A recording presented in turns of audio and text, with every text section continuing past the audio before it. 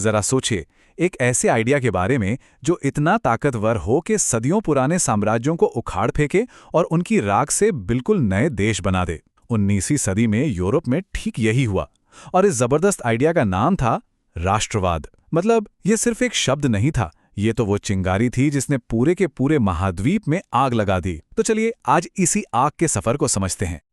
लेकिन यहीं पर कहानी में एक ट्विस्ट आता है।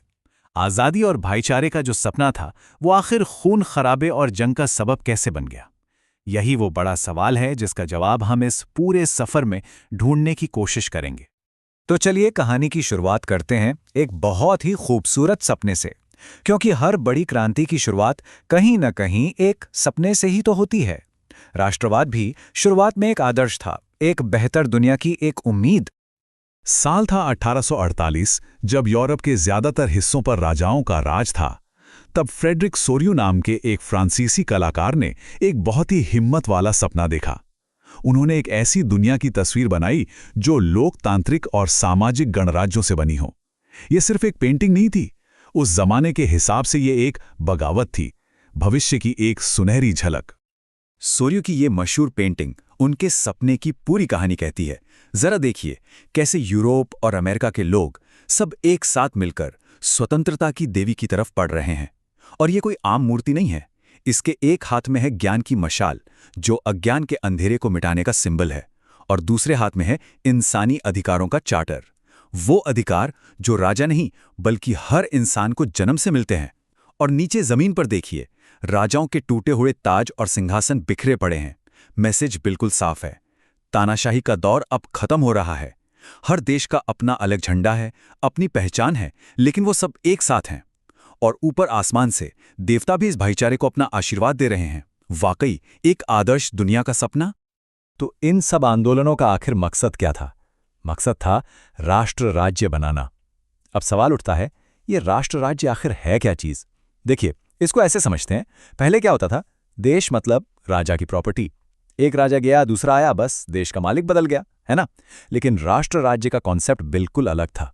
इसका मतलब था कि देश किसी राजा का नहीं बल्कि वहां रहने वाले लोगों का है, नागरिकों का है, जहां लोग एक कॉमन पहचान, एक कॉमन हिस्ट्री और एक कॉमन फ्यूचर की भावना से एक दूसरे से जुड़े हों। लेकिन क्या कोई देश सिर्फ जमीन का एक टुकड़ा होता है, या एक ही भाषा बोलने वाले लोगों का ग्रुप? फ्रांसीसी फिलोसोफर अर्न्स्ट रेनन ने कहा, बिल्कुल नहीं। उन्होंने कहा, एक राष्ट्र एक रोजाना होने वाला जनमत संग्रह है। मतलब हर रोज उस देश के लोग ये चुनते हैं कि उन्हें एक साथ रहना है। ये कोई मजबूरी नहीं बल्कि एक साझा इच्छा है, एक रोज का वादा। क्या खूब कहा है। खैर, सपने देखना एक बात है और उन्हें हकीकत में बदलना बिल्कुल दूसरी। तो राष्ट्रवाद का ये सपना जमीन पर उतरा कैसे? इसकी पहली और सबसे जोरदार चिंगारी भड़की फ्रांस में, फ्रांसीसी क्रांति के साथ। फ्रांसीसी क्रांतिकारियों को ये बात अच्छी तरह पता थी कि सिर्फ राजा को गद्दी से हटाने से देश नहीं बनता, देश को तो बनाना पड़ता है। तो उन्होंने लोगों को एक धागे में पिरोने के लिए कई कदम उठाए। सबसे पहले उन्होंने नए आइडिया दिए, ला पात्रिय यानी पितृभूमि, और ले सितवाइयां यानी नागरिक। मतलब ये देश हम सब का घर है और हम सब इसके बराबर के मेंबर हैं। फिर उन्होंने नए सिंबल बनाए, जैसे शाही झंडे की जगह तिरंगा ले आया। उन्होंने पूरे देश में एक जैसे कानून लागू किए, एक जैसे नापतोल के सिस्टम बनाए ताकि कोई भेदभाव न हो। और सबको जोड़ने के लिए उन्होंने फ्रेंच को राष्ट्रभाषा बनाया। ये सब एक राष्ट्र को गढ़ने की एक बहुत बड़ी कोशिश थी। और फिर स्टेज पर एंट्री होती है नेपोलियन की, और उनके आने से कहानी और भी कॉम्प्लिकेटेड हो गई। एक तरफ उन्होंने क्रांति के कई अच्छे आइडियाज को आगे बढ़ाया, जैसे सामंती सिस्टम खत्म किया, सबके लिए एक जैसा कानून यानी नेपोलियनिक कोड लाए और देश को मॉडर्न बनाया। लोगों ने उनका जोरदार स्वागत किया। लेकिन सिक्के का दूसरा पहलू भी था। उन्होंने टैक्स बढ़ा दिए, बोलने की आज़ादी पर सेंसरशिप लगा दी और लोगों को अपनी सेना में जबरदस्ती भर्ती करना शुरू कर दिया। तो सवाल ये उठता है कि नेपोलियन एक हीरो थे या विलन, एक लिबरेटर या एक तानाशाह? इसका जवाब शायद आज तक ढूंढा जा रहा है। राष्ट्रवाद की लड़ाई सिर्फ जंग के मैदानों या संसद में नहीं लड़ी जा रही थी। एक और मोर्चा था जो शायद कहीं ज्यादा असरदार था, और वो था संस्कृति का मोर्चा। कलाकारों, कवियों और संगीतकारों ने राष्ट्र बनाने में शायद तलवार से भी ज्यादा बड़ा काम किया। इस नए कल्चरल मूवमेंट का नाम था रोमांटिसिज्म। इन लोगों का मानना था कि एक राष्ट्र दिमाग से नहीं बल्कि दिल से बनता है। उन्होंने कहा कि लॉजिक और साइंस से ज़्यादा ज़रूरी हैं हमारी भावनाएं, हमारी लोक कथाएं और हमारा वो साझा अतीत जो हमें एक दूसरे से जुड़ता है। और यहीं पर लोक संस्कृति एक बहुत शक्तिशाली हथियार बन गई। जर्मन दार्शनिकों ने कहा कि किसी देश की असली आत्मा उसके बड़े बड़े महलों में नहीं बल्कि उसके आम लोगों के गीतों, कहानियों और डांसेस में बसती है। ग्रिम ब्रदर्स की जो परियों की कहानियां हैं वो सिर्फ बच्चों के लिए नहीं थीं, वो एक जर्मन पहचान को जिंदा रखने का एक जरिया थीं।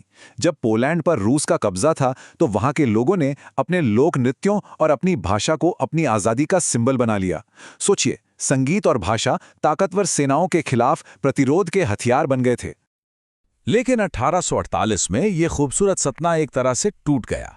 पूरे यूरोप में आम लोगों और मिडिल क्लास ने संविधान और राष्ट्र राज्यों की मांग करते हुए क्रांतियां की, लेकिन पुरानी ताकतवर राजशाही ने इन आवाजों को बड़ी बेरहमी से कुचल दिया। लिबरलिज्म की उम्मीदों पर जैसे पानी फिर गया। और ये कहानी का एक बहुत बड़ा टर्निंग पॉइंट था।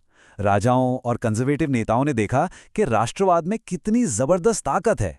उन्होंने सोचा, अगर हम इस भावना को खत्म नहीं कर सकते तो क्यों ना इसे अपने फायदे के लिए इस्तेमाल कर लें। और बस यहीं से राष्ट्रवाद अब क्रांति का नहीं बल्कि राज्य की ताकत बढ़ाने का एक हथियार बन गया। और इस नई सोच का सबसे बड़ा चेहरा थे प्रशिया के मुख्यमंत्री ऑटो वॉन बिस्मार्क। वो जर्मन एकीकरण के आर्किटेक्ट बने, लेकिन उनका तरीका बिल्कुल अलग था। उन्होंने कहा कि देश भाषणों और वोटों से नहीं बल्कि रक्त और लोहे से बनते हैं, मतलब सेना और कूटनीति की ताकत से। और बिस्मार्क ने जो कहा वो करके भी दिखाया।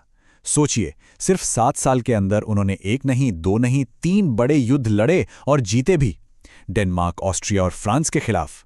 और हर एक जीत के साथ बिखरा हुआ जर्मनी एक पजल की तरह जुड़ता चला गया। और फिर वो दिन आया, जनवरी 1871 में वर्साई के शीश महल में एक यूनिफाइड जर्मन एम्पायर का ऐलान हो गया। राष्ट्रवाद तो जीत गया, पर यह जीत लोगों की आवाज से नहीं बल्कि सेना की ताकत से हासिल की गई थी। जर्मनी की तरह ही इटली में भी एकीकरण की कहानी लिखी जा रही थी। यहां 3 मुख्य किरदार थे।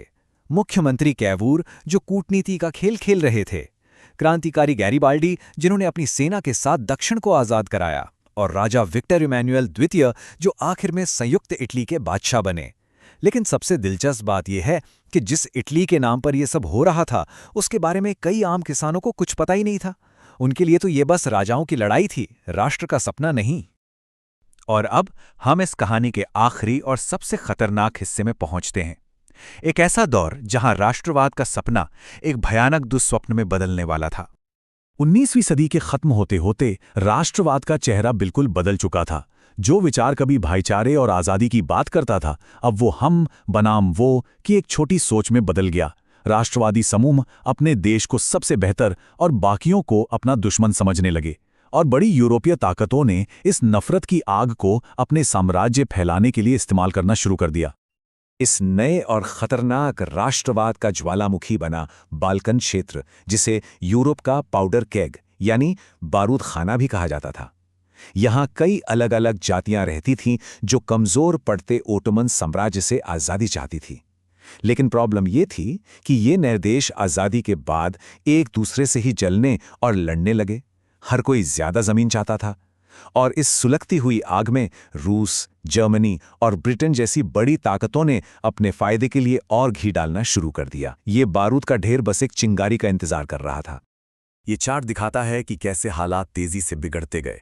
1848 में जहां आज़ादी और भाईचारे की उम्मीदें थीं, वहीं 1871 तक आते आते ये देशों के बीच की खतरनाक होड़ बन गई, और 1914 तक राष्ट्रवाद का ये विचार एक विनाशकारी साम्राज्यवादी संघर्ष में तब्दील हो चुका था। तनाव का पारा लगातार ऊपर चढ़ता ही गया। और इसका नतीजा क्या हुआ? राष्ट्रवाद जब साम्राज्यवाद के साथ मिल गया तो उसने 1914 में यूरोप को एक ऐसे महाविनाश की तरफ धकेल दिया जिसे आज हम पहले विश्व युद्ध के नाम से जानते हैं। तो हम वापस घूम फिर कर वहीं आ गए जहां से हमने शुरुआत की थी। कैसे एक विचार जो लोगों को आज़ादी दिलाने के लिए पैदा हुआ था, वही उनकी तबाही का सबसे बड़ा कारण बन गया। ये सिर्फ इतिहास का एक सवाल नहीं है, ये एक चेतावनी है जो शायद आज भी उतनी ही सच्ची है जितनी तब थी।